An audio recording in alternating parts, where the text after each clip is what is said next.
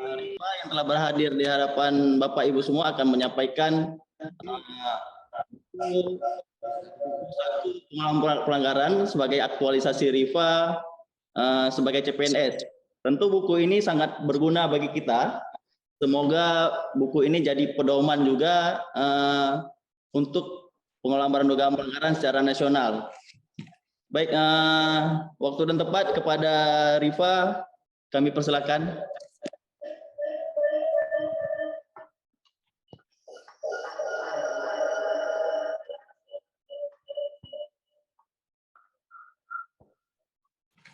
Assalamualaikum warahmatullahi wabarakatuh. Alhamdulillahirrahmanirrahim. Assalatu wassalamu ala asyrafil anbiya'i wa mursalin wa ala alihi wa ashabihi rasulillahi ajmain.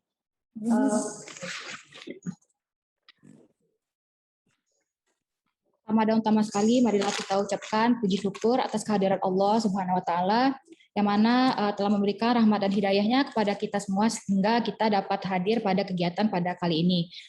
Serta salawat berserta salam tak lupa kita panjatkan kita kirimkan kepada Nabi besar Muhammad SAW yang mana yang telah membawa kita umatnya dari zaman jahiliyah ke zaman yang berilmu pengetahuan seperti saat sekarang ini. Yang terhormat Bapak Koordif Penanganan Pelanggaran Bapak Fahrul Reza Yusuf, yang terhormat Ibu Kabak Ibu Sri Mulyani, yang terhormat Bapak Ibu Koordif Penanganan Pelanggaran Panwasli Kabupaten Kota, yang terhormat Kepala Unit Pengelola Barang Dugaan Pelanggaran Panwasli Kabupaten Kota, dan yang saya cintai teman-teman staf anggota pengelolaan barang dugaan pelanggaran. Sebelumnya saya mau mengucapkan terima kasih kepada Bapak Ibu semuanya dan teman-teman karena berkenan hadir pada kegiatan sosialisasi ini. Karena memang saat ini saya sedang pada masa tahapan PNS di mana saya mengangkat tema mengenai pengelolaan barang dugaan pelanggaran. Setelah ini nanti saya akan menyampaikan sedikit materi mengenai pengelolaan barang dugaan pelanggaran dan juga akan mengenalkan bisa disebut mini project Latsar CPNS yang saya lakukan selama 1 bulan ini, yaitu mengenai buku saku pengelolaan barang dugaan pelanggaran. Mungkin untuk pembukaan, oke sebentar ya Bapak Ibu.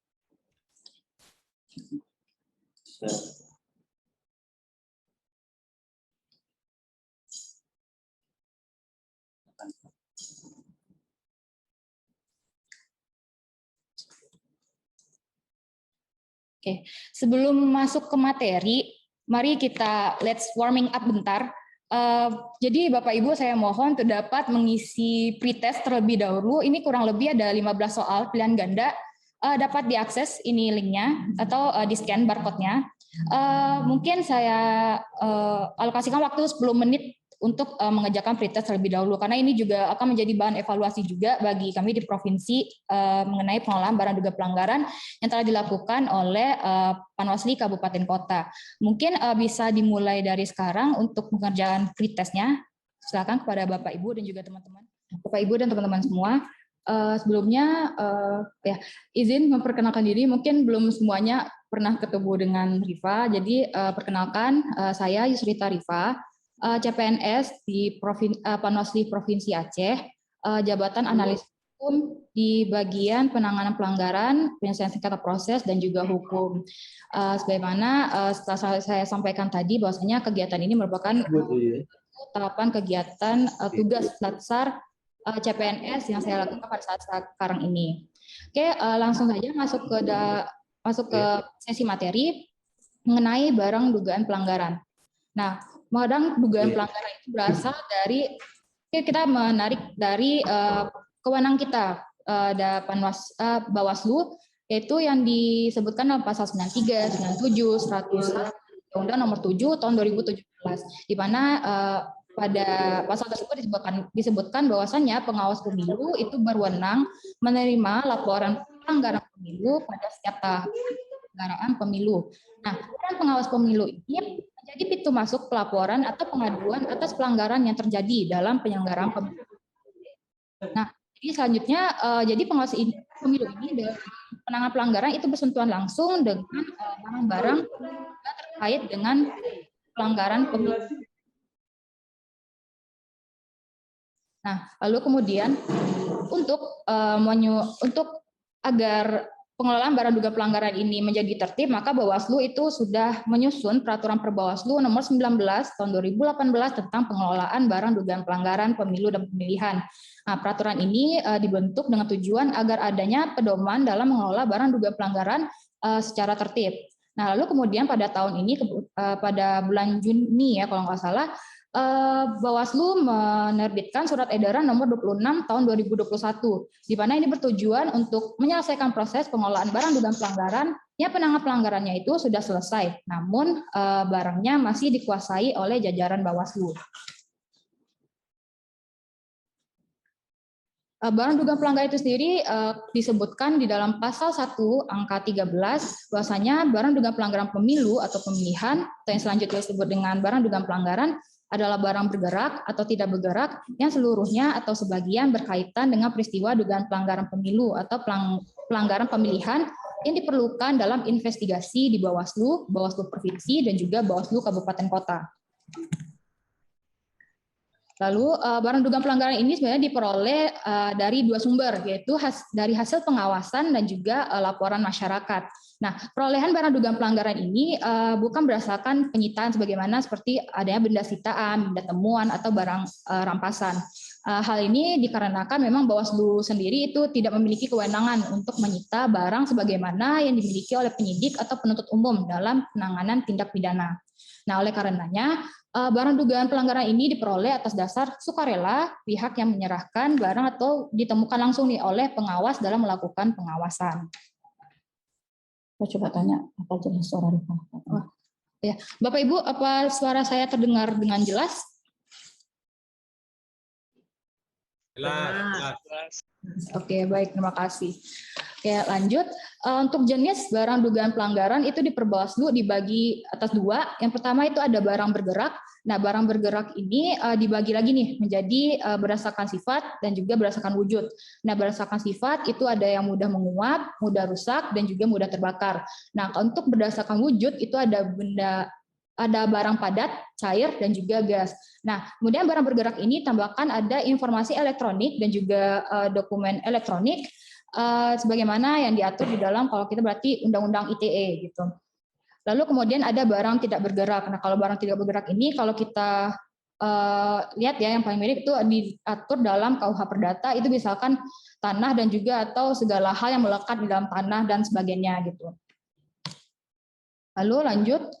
Untuk tujuan pengelolaan barang dugaan pelanggaran ini, yang pertama yaitu menjaga barang agar secara kualitas dan kuantitas tetap utuh dan memiliki nilai guna, dan juga mendukung proses penanganan pelanggaran dalam rangka membuktikan terjadinya suatu peristiwa pelanggaran. Nah, proses pengelolaan barang dugaan pelanggaran ini sebagaimana diamanatkan di dalam Perbawaslu dan juga SE itu dilakukan oleh unit pengelola barang dugaan pelanggaran. Nah, unit ini sendiri adalah unit kerja yang dibentuk dalam rangka untuk melakukan pengelolaan barang dugaan pelanggaran pemilu dan pemilihan dengan tindakan mencatat, menyimpan, mengamankan, mengeluarkan, dan juga memusnahkan barang.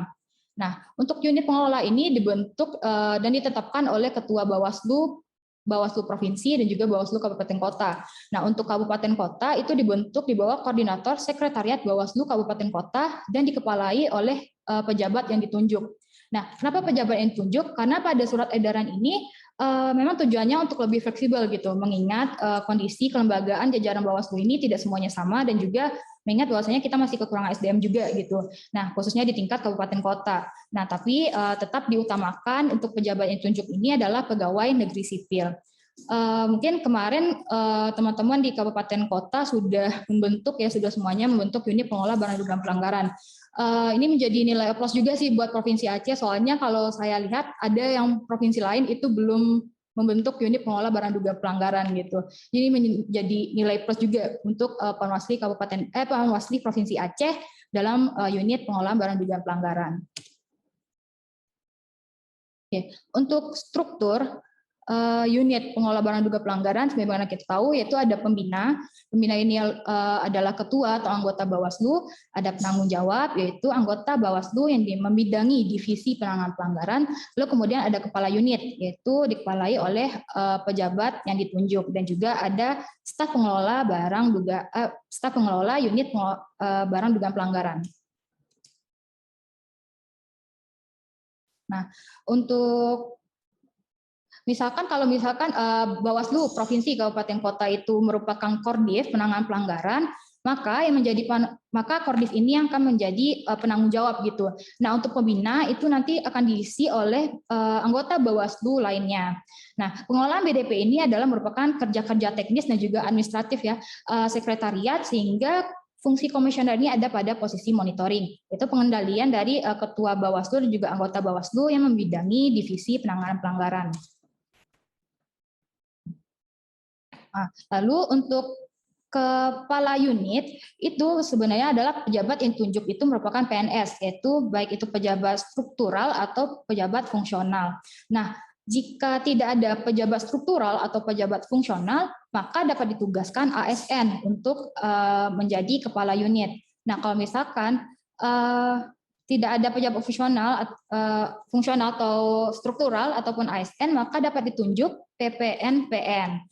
Nah, untuk staf pengelola itu dapat berasal dari pegawai ASN dan juga non-ASN, dan juga untuk staf pengelola itu paling banyak 5 orang. Baik. Nah, prinsip pengelolaan BDP ini sebenarnya saya kemarin sempat diskusi dengan Pak Kordif, Pak Fahrul. Kita dapat melihat prinsip pengelolaan yang ada pada kejaksaan dan juga kepolisian gitu. Dan ini dapat kita terapkan dalam prinsip pengelolaan BDP yang ada di Bawaslu gitu. Istilah pemilihan kepala daerah diganti menjadi ya, prinsip pengelolaan BDP itu yang pertama ada legalitas, yaitu prinsip pengelolaan BDP harus sesuai dengan ketentuan peraturan perundang-undangan. Di mana ini berarti kita sumber hukumnya ada Perbawaslu 19/2018 dan juga ada SE 26 tahun 2021. Lalu kemudian ada transparan, mana pengelolaan BDP ini harus dilaksanakan secara terbuka. Lalu ada prinsip proporsional, di mana pengelolaan BDP itu harus diarahkan guna menjamin keamanan. Lalu ada accountable, di mana itu dapat dipertanggungjawabkan secara hukum, terukur, dan jelas. Lalu kemudian ada efektif dan efisien, yaitu mempertimbangkan adanya keseimbangan yang wajar, hasil dengan upaya dan sarana yang digunakan. Sebenarnya prinsip ini dapat digunakan dalam memecahkan suatu masalah gitu dalam prinsip pengelolaan BDP. Misalkan dalam penyimpanan barang dugaan pelanggaran, misalkan kantor cuma punya gudang gitu, ya udah kita pakai prinsip efektif efisien, di mana kita tuh harus seimbang gitu loh, wajar gitu, dan juga menggunakan sarana yang ada gitu, yaitu gudang. Lalu kemudian ada prinsip proporsional. Nah, walaupun disimpan di gudang itu harus diarahkan gitu, penyimpanan ini harus aman gitu, dan juga nanti ada prinsip accountable, dapat dipertanggungjawabkan secara hukum, yaitu nanti ada berita acaranya, ada buku kontrol, ada buku registrasi, seperti itu. Nah, masuk ke dalam proses pengelolaan barang dugaan pelanggaran. Yang paling pertama dilakukan itu adalah pengambil alihan barang dugaan pelanggaran. Nah, pengambil alihan ini dilakukan oleh pengawas pemilu, lalu disaksikan paling sedikit 2 orang saksi. Nah, saksi dan pengawas pemilu yang bertugas mengambil alih barang dugaan pelanggaran itu menandatangani berita acara serah terima. Nah, BDP ini diambil alih oleh pengawas pemilu itu paling lama 1 kali 24 jam setelah diterimanya hasil pengawasan atau laporan masyarakat. Nah, untuk misalkan laporan itu pelapor dapat menjadi saksi juga nih di dalam pengambil alihan barang dugaan pelanggaran. Lalu setelah pengambil alihan, maka barang dugaan pelanggaran itu diserahkan kepada unit pengelola barang dugaan pelanggaran. Nah, diserahkan pada hari yang sama pada dilakukannya pengambil alihan BDP. Nah, unit BDP selanjutnya itu wajib meneliti legalitas berita acara serah terima, memeriksa dan meneliti barang dugaan pelanggaran, mengecek dan mencocokkan kesesuaian antara berita acara serah terima dan juga BDP, lalu kemudian mendokumentasikan BDP dalam bentuk digital. Nah, saran aja sih kalau mendokumentasikan BDP dalam bentuk digital itu mungkin Bawaslu Kabupaten Kota dapat menyimpan atau backup data di cold storage gitu loh. Jadi mari kita gunakan sarana yang ada gitu loh. Saya kemarin lihat teman-teman Kabupaten Kota itu rata-rata udah pakai Gmail ya. Nah di Gmail di Google ya. Nah Google itu kan dapat ada Google Drive gitu. Jadi nggak hanya dokumentasi, tapi juga ke berkas-berkas itu kalau bisa di backup juga di dalam Google Drive. Karena ini nanti gunanya kalau misalkan nih nanti ada Bawaslu Provinsi atau Bawaslu RI mau minta data mendadak gitu kan. Nah nanti kami bisa aja tuh tinggal minta akses saja kepada teman-teman kabupaten kota gitu. Akses untuk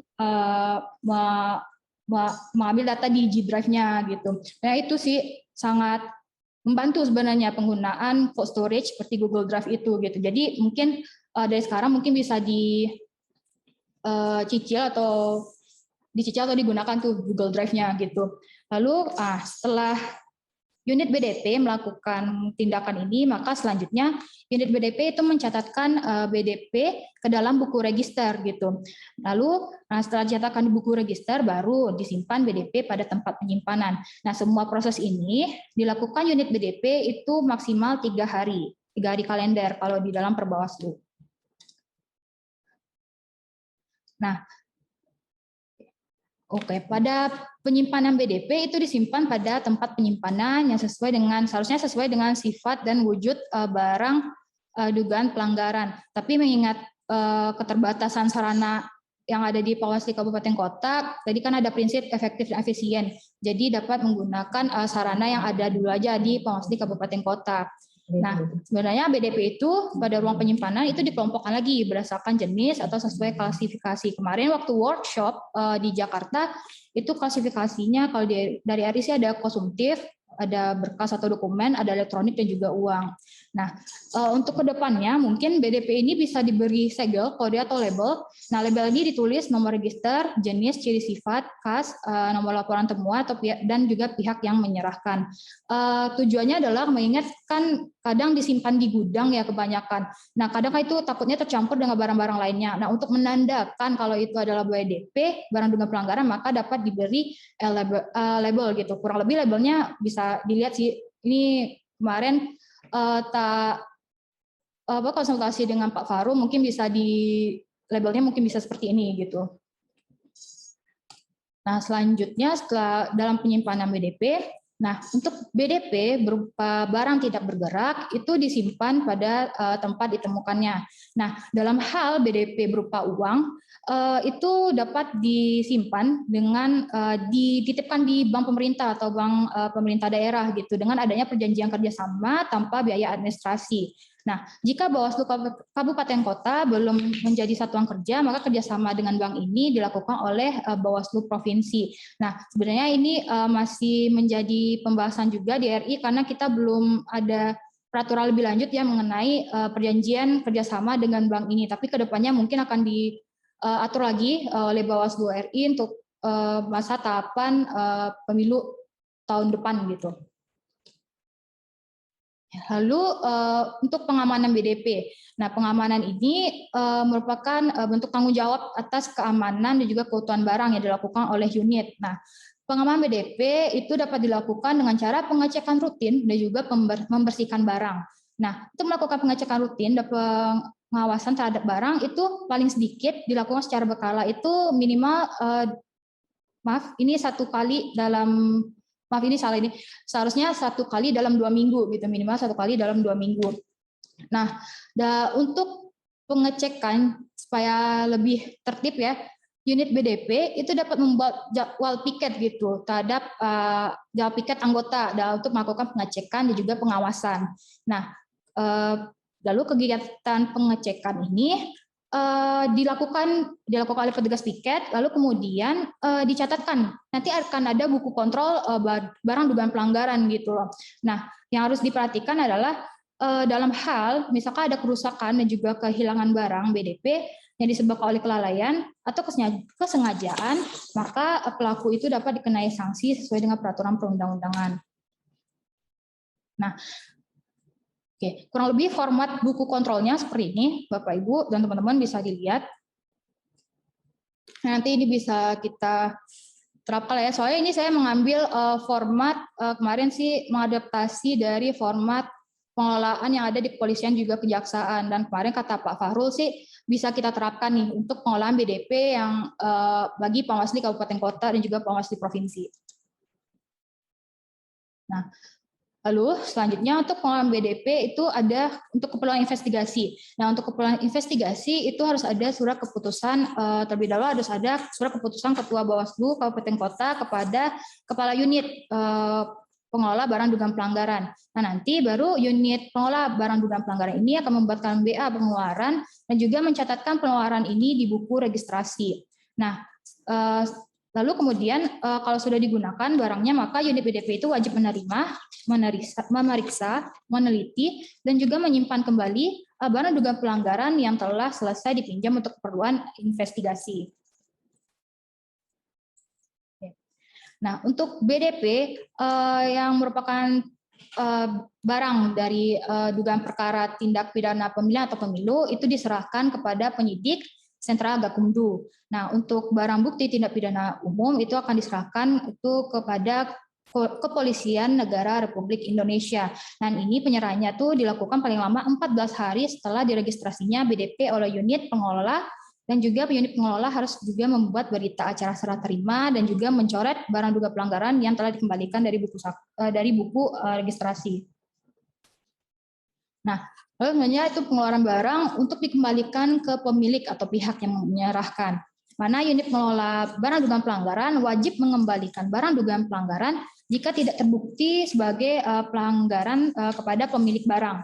Nah, yang pertama harus ada itu adalah Ketua Bawaslu Kabupaten Kota itu menerbitkan surat perintah untuk unit pengelola BDP untuk melaksanakan pengembalian BDP. Lalu kemudian unit mengembalikan BDP kepada pemilik atau pihak yang menyerahkan. Nah, untuk prosedurnya sendiri, pertama itu unit pengelola itu membuat surat pemberitahuan terlebih dahulu kepada pemilik atau pihak yang menyerahkan untuk mengambil barang dugaan pelanggaran ini di kantor Bawaslu. Nah, dalam 7 hari kerja, pemilik atau pihak yang menyerahkan itu dapat mengambil barang ke kantor Bawaslu ini 7 hari kerja sejak disampaikannya surat. Nah, lalu kemudian jika misalkan pemilik ini menerima dan mengambilnya ke kantor Bawaslu, maka unit membuat berita acara pengeluaran dan juga mendokumentasikan pengembalian barang.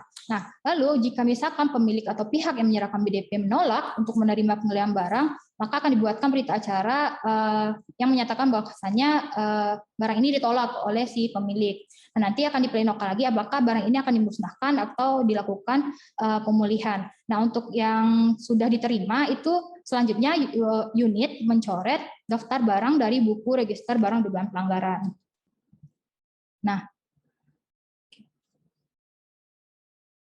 Nah, kalau misalkan setelah 7 hari kerja surat pemberitahuan itu pihak yang menyerahkan atau pemilik itu tidak mendatangi Bawaslu atau pemilik barang dugaan pelanggaran, maka unit BDP itu selanjutnya mengumumkan pada laman resmi gitu pemberitahuan pengambilan barang ke kantor Bawaslu. Nah, kalau misalkan dalam 7 hari kerja dia nggak ada tanggapan lagi, maka unit BDP akan membuat berita acara yang menyatakan bahwasanya BDP tersebut tidak diketahui atau tidak diketemukannya pemilik. Oke, tahapan selanjutnya adalah pemusnahan barang dugaan pelanggaran. Nah, untuk unit pengelola barang dugaan pelanggaran itu melakukan pemusnahan dengan ketentuan yang pertama yaitu sudah dilakukannya upaya pengembalian kepada pemilik, namun yang bersangkutan menolak untuk menerima dan menandatangani berita acara penolakan. Lalu tidak diketahui atau tidak diketemukannya pemilik barang dan sudah dilakukan pengumuman pada laman resmi Bawaslu. Nah, pemusnahan atas BDP ini dilakukan atas surat perintah Ketua Bawaslu, Ketua Bawaslu Provinsi, dan juga Ketua Bawaslu Kabupaten Kota. Nah, untuk prosedur pemusnahan sendiri, Kepala Unit BDP itu melakukan yang pertama itu memeriksa dan meneliti surat perintah pemusnahan barang dugaan pelanggaran. Lalu kemudian membuat berita acara pemusnahan, dan selanjutnya yaitu melakukan pemusnahan lalu mencoret barang dugaan pelanggaran yang telah dimusnahkan dari buku register daftar barang dugaan pelanggaran.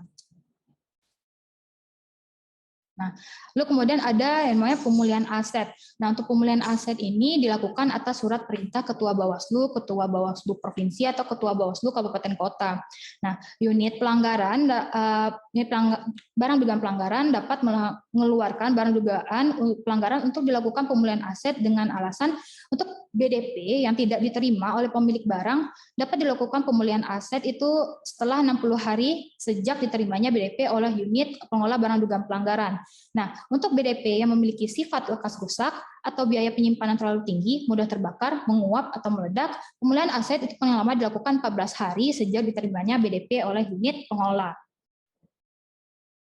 Nah, untuk pemulihan aset ini, sebenarnya Bawaslu dapat bekerja sama dengan Kejaksaan Agung Republik Indonesia, yaitu kalau di Kejaksaan Agung itu mereka punya pusat pemulihan aset. Kemarin waktu workshop itu disebutkan bahwasanya kita dapat bekerja sama nih dalam pemulihan aset dengan mereka, tapi sayangnya masih butuh peraturan lebih lanjut dari Bawaslu RI gitu.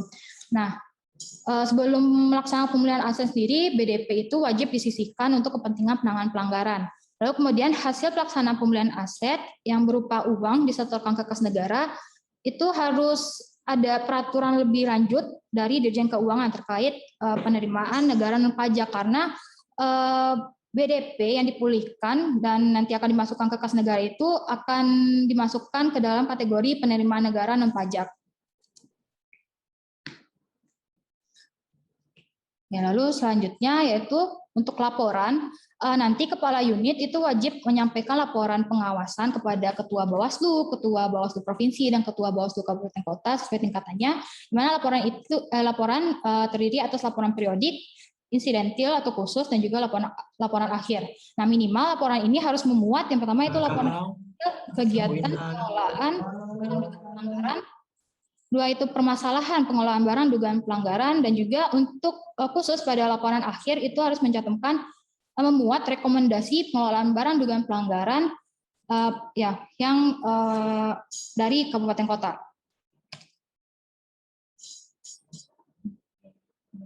Oke, Bapak Ibu, ini sedikit mengenalkan, karena dalam waktu 1 bulan ini saya ada tugas dari LAN RI, tugas Latsar CPNS, di mana karena saya mengambil tema pengelolaan barang dugaan pelanggaran, maka saya ada tahapan kegiatan yaitu penyusunan buku saku, dan yang terakhir tahapannya buku saku ini telah divalidasi oleh Pak Farul, Pak Kordif, dan juga Bu Kabak. Lalu kemudian untuk mendapat saran dan juga masukan dari teman-teman kabupaten kota, mungkin saya minta tolong kepada teman-teman untuk dapat mereview sedikit buku saku saya.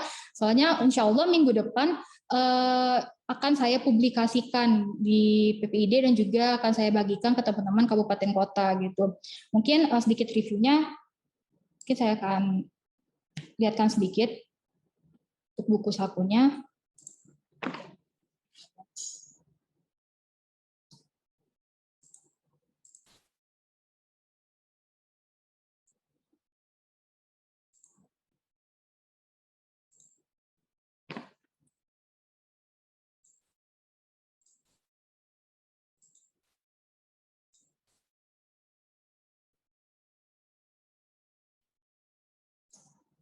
Yang kurang lebih buku sakunya seperti ini, Bapak Ibu dan juga teman-teman. Sedikit review aja. Pelan-pelan.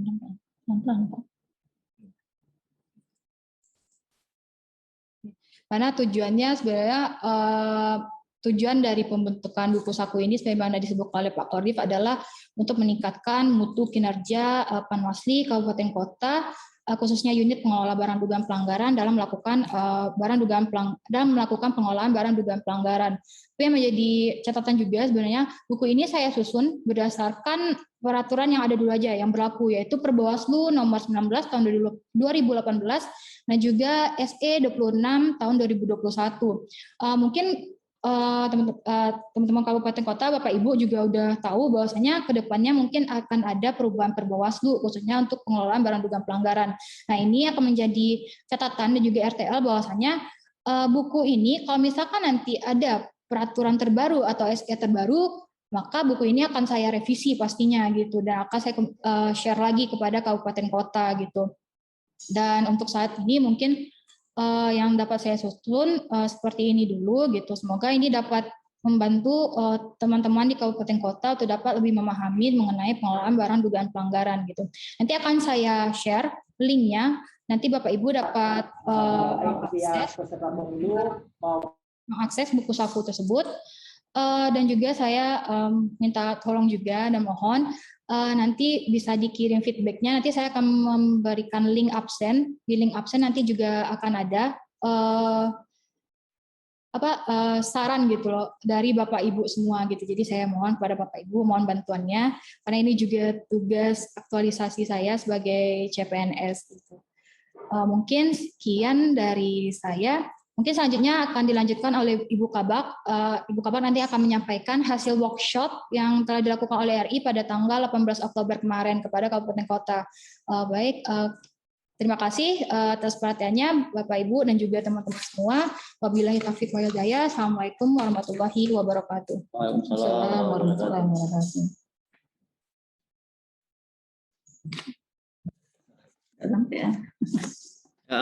Terima kasih kepada Rifa yang sudah menyampaikan substansi dari isi buku saku pengelolaan barang dugaan pelanggaran. Ada beberapa hal yang baru yang coba diusulkan oleh Rifa seperti pelabelan barang dugaan pelanggaran dan juga form controlling. Semoga buku saku ini bisa disetujui oleh RI dan bisa diterapkan secara nasional. Baik, selanjutnya akan disampaikan oleh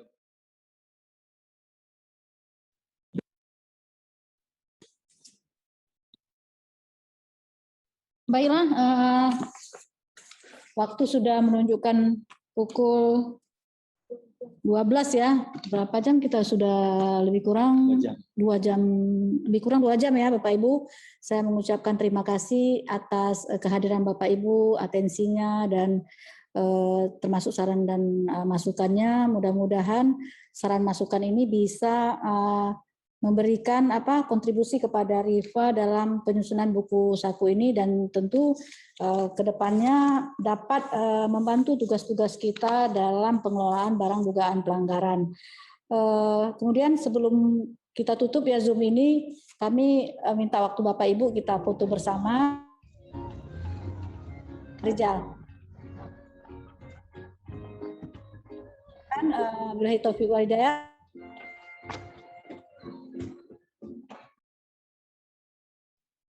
Baik, terima kasih Bu Kabak. Sebelum kita akhiri kegiatan ini, Pak Farul masih bergabung bersama kita? Bu Kabak nggak pantun dulu? Biasa ada pantun, Bu. Ya, Pak Farul apa masih bergabung bersama kita?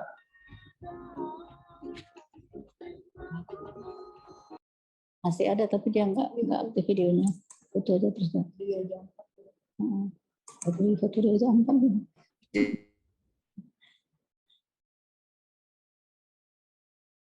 Pak Farul masih bergabung Pak. Kita foto bersama Pak. Mungkin Pak Farul lagi baca. Ya, baik Pak. Mungkin sebelum kita akhiri, kami mohon closing statement dari Bapak untuk mengakhiri kegiatan ini, Pak. Sinyal putus-putus, nggak bisa. Sinyal kurang bagus, Pak ya. Kalau demikian kita sudah tutup dari mana? Kita akhirnya sinyal.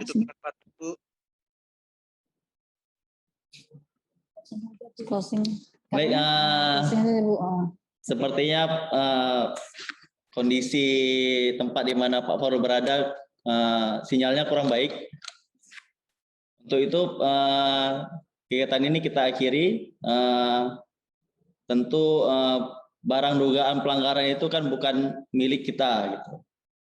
Apapun yang ada sekarang berupa barang dugaan pelanggaran itu harus kita kembalikan kepada pemiliknya sebagai pertanggungjawaban publik Bawaslu kepada masyarakat. Jangan sampai barang tersebut rusak ataupun terlebih lagi disalahgunakan. Baik, terima kasih kepada Bapak Ibu semua yang sudah bersedia bergabung dan berhadir pada kegiatan hari ini. Sebelum untuk selanjutnya kita akan foto bersama. Saya sebagai moderator mohon maaf atas segala kekurangan. Saya akhiri wabillahi taufiq wal hidayah. Assalamualaikum warahmatullahi wabarakatuh. Bapak Ibu, kita foto bersama dulu. Mohon videonya dibuka. Oke. Bapak Ibu silakan membuka videonya, kita akan foto bersama. Maaf Jal, videonya lagi bermasalah. Kameranya aja dipoto nih Bu Ani. Ini selalu bermasalah. Mohon pasang wajah ganteng dan cantiknya. Rifa silakan di screenshot. Sudah. Selanjutnya kita salam awas. Bapak Ibu. Ya Rifa silakan untuk mengambil dokumentasi.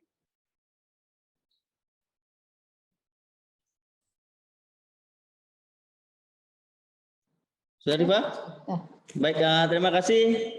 Dengan berakhirnya foto bersama, maka berakhir pula acara kita. Kepada Bapak Ibu silakan kami persilakan untuk live dari Zoom meeting hari ini. Yusir ya. Ya, sampai ketemu di Aceh Barat. Pak Ibu. Yusir ya. Jaga kesehatan ya.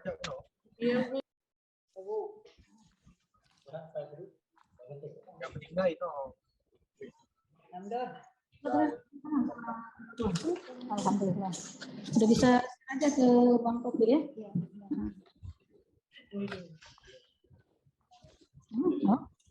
Duluan naik. Sama. Gaji nanti pasien.